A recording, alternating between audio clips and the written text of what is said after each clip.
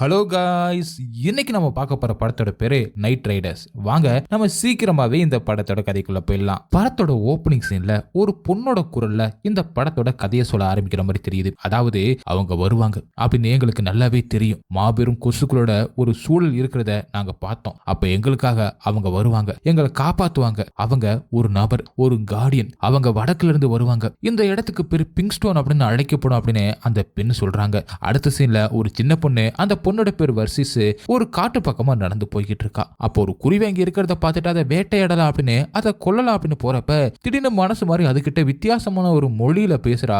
அதுவுமே பறந்து போயிடுது. அப்ப பின்னாடி வந்து அவங்க அம்மா ஏன் அதை கொல்லல அப்படின்னு கேக்குறாங்க. அதுக்கு அந்த சின்ன பொண்ணோ அது கிட்ட கேட்டுக்கிட்டு இருந்தேன் அப்படின்னு சொன்னதும் அவங்க அம்மா, அதாவது நம்ம படத்தோட ஹீரோயின், சரி வா அப்படின்னு சொல்லி கூட்டிட்டு போறாங்க. அப்ப அவங்க சொல்றாங்க, ஓநாய்கள் எல்லாமே ஒரு காலத்துல மனுஷங்களா தான் இருந்துச்சுங்க அப்படின்னு சொல்றாங்க. அது எப்படி மாறிச்சு அப்படின்னு இந்த பொண்ணு கேட்க, அதுக்கு ஹீரோயினோ அது சூரிய ஒளியினாலையும் சந்திரனாலையும் மாறுபட்டுருச்சு அப்படின்னு சொல்லி பேசிட்டே வந்துகிட்டு இருக்கப்ப பின்னாடி வந்து அவங்களோட பொண்ணு திடீர்னு கத்துறா. என்னன்னு போய் பார்த்தா அந்த பொண்ணோட கால்ல ஏதோ ஒரு டூல் மாதிரி, அதாவது காலை லாக் பண்ற மாதிரியான ஒரு பொறி, விலங்குகளுக்கு வைக்கப்பட்ட பொறி மாதிரி தெரியுது. அவங்க அம்மா அதுல இருந்து மெல்லமா அவ காலை எடுத்துட்டு பார்த்தா மிகப்பெரிய காயமா இருக்கு. அதனால அந்த குட்டி பொண்ணை அப்படியே தூக்கிட்டு போயிட்டு அவங்க வீட்டுல தூங்க வைக்கிறாங்க. அப்ப ஏதோ ஒரு சத்தம் கேட்குது அப்படின்னு அவங்க அம்மா கொஞ்ச நேரம் கழிச்சு வீட்டுக்கு வெளியில வந்து பாக்குறாங்க.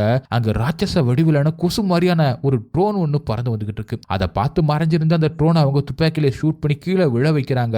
அதுக்கப்புறம் ஹீரோயின் அவங்க பொண்ணை தூக்கிக்கிட்டு அங்கிருந்து வெளியில போகணும் அப்படின்னு நினைச்சு அந்த நடு ராத்திரியில வெளியிலும் போறாங்க. அப்ப தூரமா நடந்து போக போக விடிஞ்சு போகுது. ஒரு கட்டத்துல அவங்க ஒரு ஆத்த கடக்க வேண்டிய நிலைமை வர்றதுனால பக்கத்துல இருக்கிற ஒரு படகு எடுத்துக்கிட்டு அவங்க பொண்ணை தூக்கி உட்கார வச்சுட்டு அங்கிருந்து தப்பிக்கிறாங்க. அங்கிருந்து தப்பிச்சு ஒரு டவுனுக்கு போறாங்க. அப்ப அவங்க பொண்ணோட முகம் தெரியாம இருக்கணும் அப்படிங்கிறதுக்காக ஒரு கர்ச்சிப்பை முகத்துல கட்டிட்டு, யாருமே உன்னை இனிமே கண்டுபிடிக்கவே முடியாது அப்படின்னு சொல்லி கூட்டிட்டு போறாங்க. தூரத்துல ஒரு பாழடைஞ்ச பாதி இடிஞ்சு போன கட்டிடம் மாதிரி ஒண்ணு இருக்கு. அது பக்கத்துல போனதும் இங்க யாராவது இருக்காங்களாமா அப்படின்னு அந்த பொண்ணு கேக்குறா. அதுக்கு ஹீரோயினோ இது எல்லாமே போறனால பாதிக்கப்பட்ட வீடு அப்படின்னு சொல்றாங்க. அப்ப அந்த வீட்டுக்குள்ள போகலாம் அப்படின்னு போறப்ப அந்த வீட்டுக்கு வெளியில இருந்து ஒரு நபர் வராரு. அவரை பார்த்த உடனே ஹீரோயின் துப்பாக்கியை தூக்க, அந்த பொண்ணு யாரு, உங்க குழந்தையா அப்படின்னு அவர் கேக்குறாரு. அதுக்கப்புறம் பயப்படாம இருங்க, எனக்கு ஒரு பையன் இருக்கான் அப்படி சொல்லி அங்க இருக்கிற பையனையும் கூப்பிட்டு காமிக்கிறாரு. அதனால அவங்கள அமைதியா போயிடுறாங்க. அடுத்த சீன்ல அந்த சின்ன பையனும் அந்த பொண்ணு வாசிசும் மரங்கள் எல்லாமே இருக்கிற ஒரு பக்கமா போறாங்க. அங்க முன்ன பார்த்த மாதிரியே ட்ரோன் ஒண்ணு கீழே இருக்கு. அதை பார்த்த உடனே அந்த பொண்ணு வாசிஸ் பயப்படுறா. அதுக்கு அந்த பையன் இது வேலை செய்யாதுன்னு நினைக்கிறேன் அப்படின்னு சொல்றான். பக்கத்துல போயிட்டு காலால எட்டி உதைச்ச உடனே அது உடனே வேலை செய்ய ஆரம்பிக்குது. அந்த அலாரம் சத்தம் கேட்டு அங்க போலீஸ் வர ஆரம்பிக்கிறாங்க. அதனால வாசிஸோட அம்மா வேகமா ஓடி வந்து தன்னோட பொண்ணை கூட்டிட்டு வேற ஒரு இடத்துல போய் ஒளிஞ்சுக்கிறாங்க. ஆனா அந்த பையனோட அப்பா இங்க வரல. அதனால அவனும் அப்பா அப்பா அப்படின்னு கூப்பிட்டுக்கிட்டு இருக்கான். அதுக்குள்ள அந்த போலீஸ் வந்து அவனை அரெஸ்ட் பண்ணிடுறாங்க. அதாவது போறனால அங்க இருக்கிற 18 வயசுக்கு கீழே உள்ள குழந்தைகள் எல்லாத்தையுமே போலீஸ் புடிச்சிட்டு போய் மிலிட்டரி ட்ரைனிங் மாதிரியான ஒரு அகாடமியில சேர்த்துருவாங்க. அதுக்கப்புறம் அவங்க குழந்தைகளை அவங்களால பார்க்கவே முடியாது அப்படிங்கிற ஒரு சட்டம் தான் போய்கிட்டு இருக்கு. அதனாலதான் வாசிசும் அவங்க அம்மாவும் ஒளிஞ்சுக்கிட்டு இருக்காங்க. அடுத்த சீன்ல இங்கேயும் போலீஸ் வந்துட்டாங்க அப்படின்னு சொல்லிட்டு அந்த வீட்டுல இருந்து வேற ஒரு இடத்துக்கு போலாம் அப்படின்னு அவங்க அங்கிருந்து கிளம்புறாங்க. அது ஒரு மார்க்கெட் மாதிரி இருக்கு. அங்க இருக்கிற ஒரு டிவியில உங்களோட குழந்தைகளை எங்க கிட்ட ஒப்படைங்க அப்படின்னு ஒரு அட்வர்டைஸ்மெண்ட் போய்கிட்டு இருக்கு. போறனால இவங்களோட ப்ரூஃப் எல்லாத்தையுமே இழந்திருப்பாங்க. குடியுரிமை இல்லாதவங்க அப்படிங்கிறதுனாலையும் இவங்க போலீஸ் கிட்ட இருந்து ஒளிஞ்சு தான் போய்கிட்டு இருக்காங்க. அடுத்த சீன்ல ஹீரோன் தன்னோட ஃப்ரெண்டு வீட்டுக்கு போறாங்க.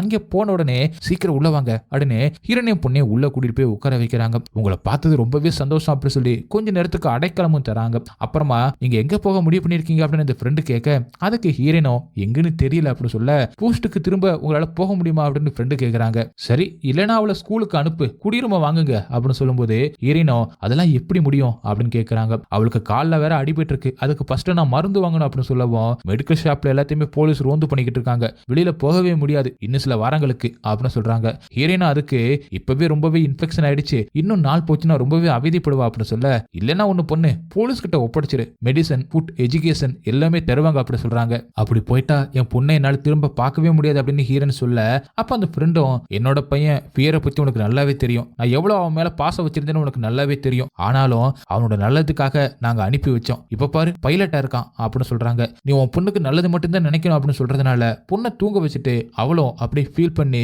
பொண்ணோட தலையை கோதி விட்டு படுத்துக்கிட்டு இருக்கா. அடுத்து நான் விடியுது. காலையில போலீஸ் வெளியில இருக்கிற மாதிரியா சத்தம் கேட்குது. அப்ப ஜன்னல்ல இருந்து பாக்குறா. அதுக்கப்புறம் பொண்ணை முதுகுல தூக்கிக்கிட்டு எப்படியாவது தப்பிக்கலாம் அப்படின்னு சொல்லிட்டு வெளியில வந்து பாக்குறா. ஆனா எல்லா பக்கமும் போலீஸ் நிக்கிறதுனால அவங்க இதுக்கு மேல தப்பிக்க முடியாது அப்படின்னு தெரிஞ்சுக்கிட்டு உள்ள வந்து பொண்ணை விட்டுட்டு நான் திரும்ப வருவேன், பத்திரமா இரு அப்படின்னு சொல்லிட்டு முத்தம் கொடுத்துட்டு வெளியில வரா. வெளியில வந்து போலீஸ் கிட்ட அந்த வீட்டுல ஒரு பொண்ணுக்கு உடம்பு சரியில்லாம இருக்கு, என்னன்னு போய் பாருங்க பாருங்க அப்படின்னு சொல்லிட்டு போயிடுறா. ரொம்பவே அழுதுகிட்டே அப்படியே பொண்ணை பிரிஞ்ச சோகத்துல போறா. அடுத்த சீன்ல அங்கிருந்து ஹீரோயின் தப்பிச்சு ஒரு இடத்துக்கு போறா. அங்க ரேண்டமா வந்த ஒருத்தர், என்ன பண்றீங்க, உங்களை மாதிரிதான் நானும் இருந்தேன், ஒருத்தர் எனக்கு ஹெல்ப் பண்ணாரு, இப்ப நான் தப்பிச்சிட்டேன், உங்களுக்கும் நான் அது என்ன விஷயம்னு சொல்றேன், நீங்க எங்க போக போறீங்க அப்படின்னு சொல்லிட்டு, சரி நான் சொல்ற இடத்துக்கு வாங்க அப்படின்னு சொல்லி அட்ரஸ் சொல்றாரு. அடுத்த சீன்ல ஹீரோயின் அங்கிருந்து கிளம்பி ஒரு இடத்துக்கு போறா. அங்க நிறைய பொம்மைகள்லாம் இருக்கு. அதுல இருந்து ஒரு பொம்மையை எடுத்து கையில வச்சுக்கிட்டு ரொம்பவே அழுதுகிட்டு இருக்கா. அங்கிருந்து திரும்பவும் அவங்களுக்கு தெரிஞ்சவங்க இருக்கிற அந்த ஏரியா பக்கமா போறாங்க. அவங்களுக்கு தெரிஞ்ச ஒரு வயசான பாட்டிக்கிட்ட அங்க என்ன சத்தம் அப்படின்னு கேக்குறா. அவங்க எல்லாம் தீவிரவாதிங்க, குழந்தைகளை கடத்துற விஷயமா அங்க பிரச்சனை போய்கிட்டு இருக்கு அப்படின்னு அந்த பாட்டி சொல்ல, அடுத்த சீன்ல அந்த சின்ன பொண்ணு இப்ப அகாடமில இருக்கிற மாதிரி காமிக்கிறாங்க. எமர்ஜென்ட் மாநிலத்துல எலைட் அகாடமில நம்ம இருக்கோம் அப்படின்னு அவங்க ஹெட் ஆபீசர் பேசுறாங்க. அகாடமில உறுதிமொழியும் எடுக்கிறாங்க, ஒரே நாடு ஒரே மொழி ஒரே மக்கள் அப்படின்னு. அப்புறம் வாசிஸ் மாதிரியே நிறைய குழந்தைகளும் அந்த அகாடமில இருக்காங்க. எல்லாருமே தூங்கலாம் அப்படின்னு போறாங்க. அப்ப எல்லா குழந்தைகளும் தூங்கிக்கிட்டு இருக்கும் போது அதுல ஒரு பொண்ணை மட்டும் அங்க இருக்கிற ஆபீசர் இங்க வா அப்படின்னு கூட்டிட்டு போய் ரூமுக்குள்ள விடுறாங்க. அங்க இருக்கிற ஒரு ஆண் காவலரும் போய் கதவை சாத்துறாரு. இது எல்லாத்தையுமே நோட் பண்ணிக்கிட்டு தான் இருக்கா. கொஞ்ச நேரம் கழிச்சு கதவை திறந்து வர்றதே நோட் பண்றா. இன்னொரு பக்கம் ஹீரோனும் தங்கறதுக்கு எங்கேயுமே வீடு இல்லாதனால ஒரு வறண்ட வெளியில படுத்து தூங்கிக்கிட்டு இருக்கா. அப்ப திடீர்னு முழிச்சு பாக்குறப்ப ஒரு குதிரை மட்டும் தனியா நிக்குது. அது கிட்ட போயிட்டு அப்படியே அமைதியா அதோட தலையை தடவி கொடுக்கறா. எங்க இருந்து வந்து அப்படின்னு கேட்டுட்டு அதுக்கு பின்னாடி போய் பாக்குறா.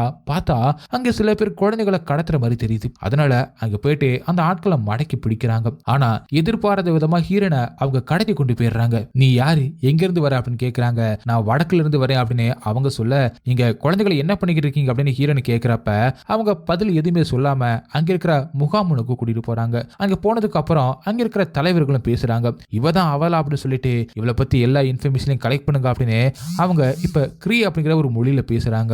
ஹீரோனை கண்காணிக்கிறதுக்கு ஒரு ஆலயமே போடுறாங்க. அதுக்கப்புறம் அந்த முகாமில் இருக்கிற மக்கள் எல்லாருமே நெருப்ப மூட்டிக்கிட்டு பாட்டு படிக்கிட்டு சிரிச்சுக்கிட்டு இருக்க. அப்ப ஹீரோயின் இவங்களை அடிச்சதை பத்தியும் சொல்லிக்கிட்டு இருக்காங்க. அப்ப அந்த தலைவர்கள்ல மூத்த தலைவரான ஒரு பாட்டி ஹீரோனை கூப்பிட்டு, முன்பு இருக்கிற காலத்துல இருந்து எங்களால இது நம்பப்பட்டு வருது, எங்களோட முன்னோர்கள் சொன்னது வடக்குல இருந்து ஒருத்தவங்க வருவாங்க, அவங்க தான் எங்களை காப்பாத்துவாங்கன்னு, அது நீதான் அப்படின்னு ஹீரோனை பார்த்து சொல்றாங்க. அதை எதையுமே ஹீரோனால நம்பவே முடியல. ஆனா அங்க இருக்கிற எல்லாரும் அவளை ரொம்பவே நல்லா பாத்துக்கிறாங்க. அடுத்த சீன்ல ஹீரோன் தூங்க போறா. எல்லாருமே தூங்கிட்டாங்களா அப்படின்னு செக் பண்ணிட்டு எந்திரிச்சு தப்பிக்கலாம் அப்படின்னு போறா. ஆனா இவளை பாத்துக்க சொன்ன அந்த ஆளு இன்னும் ஹீரோனை ஃபாலோ பண்ணிட்டு தான் இருக்காரு. அங்கிருந்து குழந்தைகள் இருக்கிற அந்த இடத்துக்கு போய் பாக்குறா. அந்த குழந்தைகளை பார்த்து ரொம்பவே கஷ்டப்படுறா. இப்படி கடத்திட்டு வராங்களே அப்படின்னு நினைச்சு ஃபீல் பண்ணிக்கிட்டு இருக்கப்ப அவளை பாக்குற லீடர்ஸ், ஏன் உங்களோட பொண்ணோட ஞாபகம் வந்துருச்சா அப்படின்னு கேக்குறாங்க. ஆமான்னு சொல்றா. ரொம்ப சின்ன பொண்ணா, எவ்வளவு வயசு அப்படின்னு கேட்க, ஹீரோனோ அதுக்கு 11 வயசு அப்படி சொல்றா. ரொம்ப கஷ்டம் தான் பிரிஞ்சிருக்கிறது அப்படின்னு சொல்றாங்க. அடுத்த சீன்ல அடுத்த நாள் காலையில அந்த முகாம்ல இருக்கிற லீடர்ஸ் ஹீரோன் கிட்ட, நீங்க நினைக்கிற மாதிரி உங்க பொண்ணு பாதுகாப்பா இல்ல, எலைட் அகாடமி நல்லது கிடையாது அப்படின்னு சொல்றாங்க. இவளால நம்பவே முடியல. எப்படி சொல்றீங்க அப்படின்னு கேக்குறா. உங்களால எங்களுக்கு ஒரு உதவி தேவைப்படுது, அங்க இருக்கிற குழந்தைகள் எல்லாத்தையுமே உங்களால தான் வெளியில கொண்டு வர முடியும், அங்கிருந்து பாதுகாப்பா வடக்கு நோக்கி ஒரு பகுதிக்கு நாங்க போறோம், அங்க இந்த குழந்தைகளை கூட்டிட்டு போறோம், நீங்க நினைக்கிற மாதிரி நாங்க முகாம்ல இருக்கிற குழந்தைகளை கடத்திட்டுலாம் வரல, அவங்களுக்கு பாதுகாப்பான ஒரு வாழ்க்கையை கொடுக்க தான் இங்க கூட்டிட்டு வந்திருக்கோம் அப்படின்னு சொல்றாங்க. ஆனா இதெல்லாம் எதையுமே ஹீரோன் ஏத்துக்கிற மாதிரி தெரியல. நல்ல சாப்பாடு, உணவு, படிப்பு எல்லாமே இங்க கிடைக்குது, பரவாயில்ல அப்படின்னு மாதிரி ஹீரோன் சொல்லிடுறா. அப்பதான் சொல்றாங்க, அந்த அகாடமில இருந்து வெளியில வரப்ப அவ உங்க பொண்ணாவே இருக்க மாட்டா, அவளுக்கு வன்முறையை தான் கத்து கொடுப்பாங்க, நீங்க நினைக்கிற மாதிரியே அங்கே அவளுக்கு சேஃப்டி கிடையாது அப்படி சொல்றாங்க. ஆனா இதை எதையுமே நம்பாம நான் என்னோட இடத்துக்கு போறேன் அப்படின்னு சொல்லி அந்த முகாமை விட்டு கிளம்பலாம் அப்படின்னு கிளம்பிடுறா ஹீரோயின். அப்ப முகாமில் இருக்கிறவங்க, நாங்க எவ்வளவு சொல்லி அவன் கேட்கவே மாட்டேங்கிறா அப்படின்னு சொல்றாங்க. அடுத்த சீன்ல அந்த அகாடமில இருக்கிற வாசிஸ் அங்கே ஒரு பறவையை பாக்குறான். எப்பவும் போல அதுகிட்ட வேற ஒரு மொழியில பேசுறா. அதுவுமே பறந்து போகுது. அதே மாதிரி இன்னொரு பொண்ணு கிட்ட அந்த ஆபீசர் தப்பா நடந்திருப்பாங்க இல்லையா, அந்த பொண்ணு கூணு குறுகி சோர்வா வந்து உட்கார அதையுமே வாசிஸ் பாக்குறான். அன்னைக்கு நைட் ஆயிடுது. ஒரு முடிவு பண்ணி அங்கிருந்து தப்பிக்கலாம் அப்படின்னு மெதுவா வெளியில கொஞ்சம் கொஞ்சமா வந்து ஓடி வந்துடலாம் அப்படின்னு பறப்ப அங்க இருக்கிற ஆபீசர் எல்லாருமே பாத்துறாங்க. திரும்ப அரெஸ்ட் பண்ணி திரும்பவும் அகாடமிக்குள்ளே அனுப்பி வச்சிடறாங்க. அடுத்த சீன்ல ஹீரோயின் அவங்களோட இடத்துக்கு போறாங்க. அப்ப அங்க எல்லாருக்குமே வைரஸ் பரவி இருக்கு அப்படின்னு தெரியுது. எல்லாருமே வினோதமா இறந்து போய்கிட்டு இருக்காங்க. அதை பார்த்துட்டு என்ன பண்றதுன்னு தெரியாம முழிக்கிறா ஹீரோயின். அப்ப திரும்பவும் அந்த இடத்துல இருந்து தப்பிக்கலாம் அப்படின்னு போறப்ப போலீஸ் ஹீரோனுக்கும் அவ ஃப்ரெண்ட்ஸ்க்கும் வைரஸ் இருக்கா இல்லையா அப்படின்னு செக் பண்ணி வேன்ல ஏத்துறாங்க. ஆனா அந்த முகாம்ல இருக்கிற அந்த லீடர் ஹீரோனை ஃபாலோ பண்றது விடவே இல்லை போல. அதனால அங்கிருந்து காப்பாத்தி கூட்டிட்டு போறாரு. அங்க ஹீரோனோட ஃப்ரெண்டோட பையன் ஃபியர் துப்பாக்கி வச்சுக்கிட்டு ஆபீசர்ஸ் டீம்ல இருக்கான். அப்ப ஹீரோனோட ஃப்ரெண்டு என்னோட பையனை பாக்குற அப்படின்னு கத்திக்கிட்டே ஓடுறாங்க. ஆனா அந்த ஃபியர் அம்மான்னு கூட பார்க்காம ஷூட் பண்ணிடுறான். அப்ப இத பார்த்த ஹீரோனோ அவ பொண்ணு நினைச்சு கஷ்டப்படுறாங்க. இன்னொரு பக்கம் வாசிஸ் அகாடமில எல்லா மிலிட்டரி ஆக்டிவிட்டிஸ்லயும் நல்லா பண்றாங்க அப்படின்னு பாராட்டப்படுறாங்க. ஆனா அங்க இருக்கிற இன்னொரு பொண்ணு இவ ஏமாத்தி தான் எல்லாத்தையுமே செய்யறா அப்படின்னு சொன்னதும் வாசிஸ்க்கு ரொம்பவே கோவம் வந்து அந்த பொண்ணை போட்டு பயங்கரமா அடிக்கிறா. ஆனா இது எல்லாத்தையுமே தடுக்காம வேடிக்கை தான் பார்த்துக்கிட்டு பண்ணிக்கிட்டு இருக்காங்க. அதுக்கப்புறம் அந்த அகாடமில வாசிஸ் அப்படிங்கிற அந்த பேரை எலிசபெத் அப்படின்னு கூப்பிடுறாங்க. நீ போருக்கு ரெடி ஆயிட்ட, உன்னதான் நாங்க செலக்ட் பண்ணிருக்கோம் அப்படின்னு சொல்றாங்க. அந்த உறுதிமொழியுமே எடுக்கிறாங்க. அப்படியே வன்முறைக்கு மாத்துறாங்க. அடுத்த சில ஹீரோனோ திரும்ப அந்த முகாமுக்கு வராங்க. அங்க இருக்கிற லீடர்ஸ் கிட்ட எமர்ஜென்சி மாநிலத்தை பத்தி நான் தெரிஞ்சுக்கிட்டேன், அங்க வைரஸ பரப்பிக்கிட்டு இருக்காங்க, அவங்களே ட்ரோன்ல சாப்பாடு கொடுத்திருக்காங்க, அந்த சாப்பாட்டுல வைரஸ் கலந்துருக்கு அப்படின்னு சொல்லி அங்கே அவங்க சொல்ற விஷயத்துக்கு ஒத்து போகாத மக்களை முகாமை விட்டு இப்படி காலி பண்ண சொல்லியிருக்காங்க. திரும்பவும் அதுக்காக அவங்க வருவாங்க, எங்களை கொலை கூட பண்ணலாம் அப்படின்னு அங்க இருக்கிற லீடர்ஸ் சொல்றாங்க. அதுக்குள்ள நம்ம அகாடமில இருக்கிற குழந்தைகளை காப்பாத்தியாகணும் அப்படின்னு சொல்லி முடிவு பண்ணி ஹீரோயின் கூட சேர்ந்து 3 பேரும் குதிரையில கிளம்புறாங்க. யாருக்கும் தெரியாம அந்த அகாடமிக்குள்ள ஹீரோயின் நுழைஞ்சிடுறாங்க.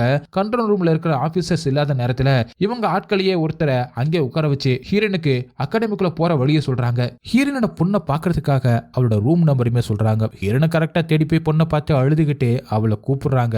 வர்சிஸ் வா எழுந்துரு நம்ம போலாம் அப்படின்னு கூப்பிட, அப்ப வர்சிஸோ நீ எப்படிமா இங்க வந்த அப்படின்னு கேட்டுட்டு என்னை நீதானமா அனுப்பி வச்ச அப்படின்னு கோமா சொல்றா. ஹீரோனோ அதுக்கு என்ன மன்னிச்சிரு, நான் நல்லது நினைச்சுதான் அப்படி பண்ணேன் அப்படி சொல்றாங்க. வா போலாம் அப்படின்னு கூட்டிட்டு வெளியில வராங்க. அவங்க 2 பேருமே வெளியில வரப்ப திரும்ப அந்த ட்ரோன் உள்ள வருது. அதை பார்த்த உடனே ஹீரோனோ அவங்க துப்பாக்கினால அதை ஷூட் பண்ணிட்டு வெளியில வர, அப்ப அந்த முகாமில் இருக்கிற அந்த லீடர் உங்க பொண்ணை மட்டும் காப்பாத்துறதுக்காக நாங்க வரல, அங்க இருக்கிற எல்லா குழந்தைகளையும் தான் காப்பாற்றணும் அப்படின்னு சொல்லும் போது இல்ல எனக்கு அதுக்கான டைம் இல்ல, நான் போயாகணும் அப்படின்னு ஹீரோன் சொல்ல, நீங்க எங்களுக்கு கொடுத்த வாக்கை நிறைவேற்றணும் அப்படின்னு அவன் கேட்கிறான். இல்ல எனக்கு டைம் கிடையாது, அதுக்கப்புறம் என் பொண்ணையுமே நான் இழந்துடுவேன் அப்படின்னு சொல்றா. இல்ல நீங்க தான் எல்லா குழந்தையுமே கூட்டிட்டு வரணும், உங்களால முடியும், நீங்க பண்ணுவீங்க அப்படின்னு சொல்லி அவனும் ஓடுறான். அதுக்குள்ள கண்ட்ரோல் ரூம்ல அந்த ஆபீசர் இங்க ஏதோ அசம்பவம் நடக்குது அப்படிங்கிறத தெரிஞ்சுக்கிறான். அதுக்குள்ள வேகமா வர்சிஸும் போய் மத்த குழந்தைகளை எழுப்பி கூட்டிட்டு வரா. அடுத்த சீன்ல முகாம்ல இருக்கிற எல்லாரும் எமர்ஜென்சி மாநிலத்தில் இருக்கிற அந்த ஆபீசர்ஸ் எதிர்கொள்ள எல்லா ஆயுதங்களையும் எடுத்து ரெடி ஆக்கிட்டு இருக்காங்க. இங்கே வர ஆபீசர்ஸ் அவங்க மேல குண்டுகளை வீச ஆரம்பிக்கிறாங்க.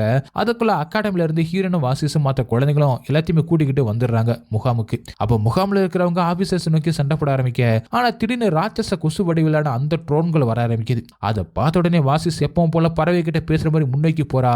அப்ப ஹீரோனோ என் பொண்ணை ஷூட் பண்ணிடாதீங்க அப்படின்னு கத்திக்கிட்டே போக, ஆனா ட்ரோன்கள் பக்கத்துல போற வாசிஸ் பறவை கிட்ட எப்பவும் பேசுற மாதிரி வேற ஒரு மொழியில பேசுறா. அதுங்களும் அவரோட பேச்சுக்கு கட்டுப்படுதுங்க. இப்ப அந்த கொசு வடிவிலான அந்த ட்ரோன்கள் ஆபீசர்ஸ் நோக்கி பறக்க ஆரம்பிக்குது. அதனால அந்த ஆபீசர்ஸ் எல்லாருமே ஓட ஆரம்பிக்கிறாங்க. முகாம்ல இருக்கிற எல்லாரும் இதை பார்த்து ரொம்பவே சந்தோஷப்படுறாங்க, ஜெயிச்சிட்டோம்னு கத்துறாங்க. ஆனா எதிர்பாராத விதமா அந்த ஆபீசர்களை ஒருத்த மட்டும் மெதுவா ஊடுருவி இவங்க கூட்டத்துக்கு பக்கத்துல வந்து வர்சிஸை நோக்கி சுட, ஆனா வர்சிஸை காப்பாத்துறதுக்காக ஹீரோனும் முன்னாடி வந்து அந்த புல்லட்டை கையிலே தான் வாங்கிக்கிறாங்க. அப்ப அப்படியே தன்னோட பொண்ணை கட்டிப்பிடிச்சு வழியோட படுத்திருக்க, அப்ப அவ மக்கள்கிட்டயே வந்துட்டா, மக்களை பாதுகாக்க வந்துட்டா அப்படி சொல்லி முன்னோர்கள் சொன்ன மாதிரி நடந்துருச்சு, அவ தான் இனி எங்களுக்கு எல்லாமே அப்படின்னு சந்தோஷப்படுறாங்க. இதோட இந்த படமும் முடியுது. ஓகே गाइस, இந்த படம் உங்களுக்கு எந்த அளவுக்கு பிடிச்சிருந்துச்சு அப்படின்னு சொல்லிட்டு கமெண்ட்ல சொல்லுங்க. உங்களுக்கு இந்த வீடியோ பிடிச்சிருந்துச்சுன்னா உடனே ஒரு லைக் தட்டி மறந்துடாம உங்க ஃப்ரெண்ட்ஸுக்கு ஷேர் பண்ணுங்க. அப்புறம் நம்ம சேனலை சப்ஸ்கிரைப் பண்ண மறந்துடாதீங்க. நெக்ஸ்ட் வீடியோல மீட் பண்ணலாம். By guys.